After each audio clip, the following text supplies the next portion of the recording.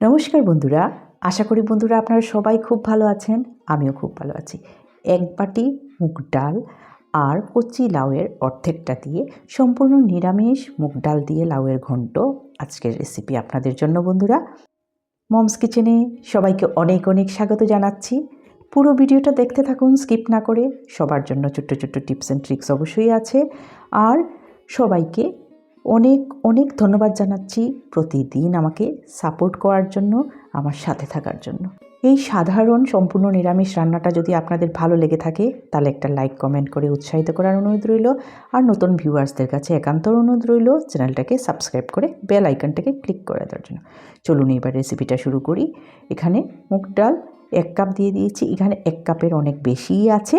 মুগ ডাল যখন আমি ভাজি তখন একটু বেশি করে ভেজে রাখি, তাহলে আবার যখন প্রয়োজন হবে তখন আর আমার ভাজতে লাগবে না।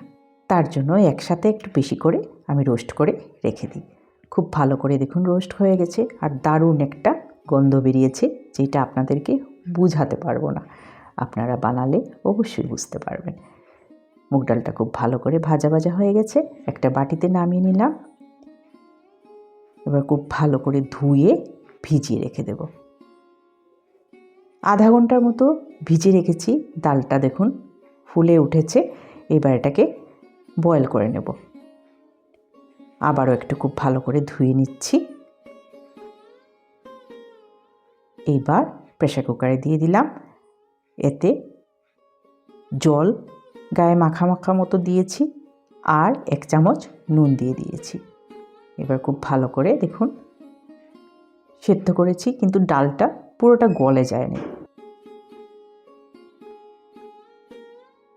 এইভাবে ডালটাকে সেদ্ধ করতে লাগবে। এইদিকে লাউটাকে এরকম কুচি করে কেটে রেখে দিয়েছি। ভালো করে ধুয়ে পরিষ্কার করে নিয়েছি। লাউটাও আমি একটু ভাপিয়ে নেব। অল্প একটুখানি জল দিয়ে আমি প্রেসার কুকারে একটু সময় জন্য ভাপিয়ে নেব, কারণ লাউ থেকে প্রচুর পরিমাণে জল বেরোয় আর রান্না হতে সময় লাগে। তার জন্য ঝটপট যেহেতু রান্না করব, লাউটাকেও ভাপিয়ে নেব। এবার কড়াইতে সর্ষের তেল দেখুন 3 চামচের মতো দিয়েছি আর 5 ফোড়ন 1 চামচ সম্বাসী দিয়ে দিলাম। একটা শুকনা লঙ্কা দিয়েছি, 2টা তেজপাতা দিয়ে দিলাম। ফুটে উঠেছে সম্বাসটা। এইবার দেখুন লাউটা ভাপিয়ে জলটা ঝরিয়ে রেখেছি। এই জলটা কিন্তু আমি ফেলবো না, আমি ডাল বা কোনো তরকারি গ্রেভিতে দিয়ে দেব।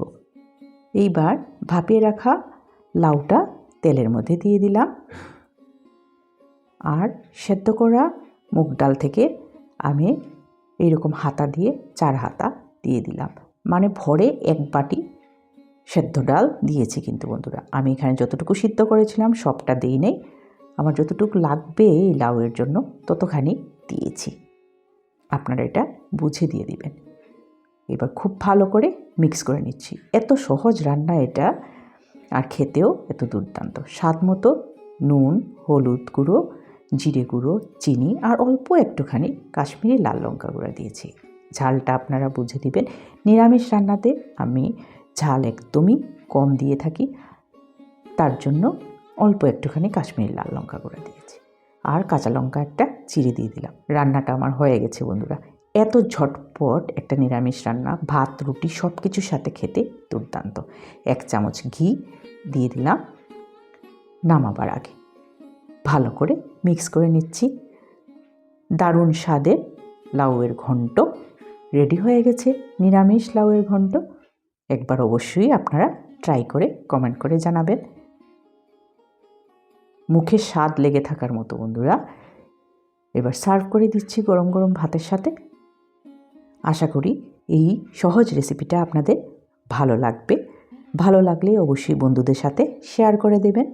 সাথে কয়েকটা বেগুন ভাজা দিয়ে আমি সার্ভ করে দিয়েছি। সবাই খুব খুব ভালো থাকবেন, সুস্থ থাকবেন। সত্যি বন্ধুরা, এত দারুণ স্বাদের এত সহজ রেসিপি সত্যি এটা না বানালে বোঝাই যেত না। আজকের ভিডিওটা এই পর্যন্তই বন্ধুরা। আশা করি এই রেসিপিটা আপনাদের ভালো লেগেছে। আরেকটা খুব ভালো রান্না নিয়ে খুব তাড়াতাড়ি আপনাদের সাথে অবশ্যই দেখা হবে। সবাই খুব ভালো থাকবেন বন্ধুরা।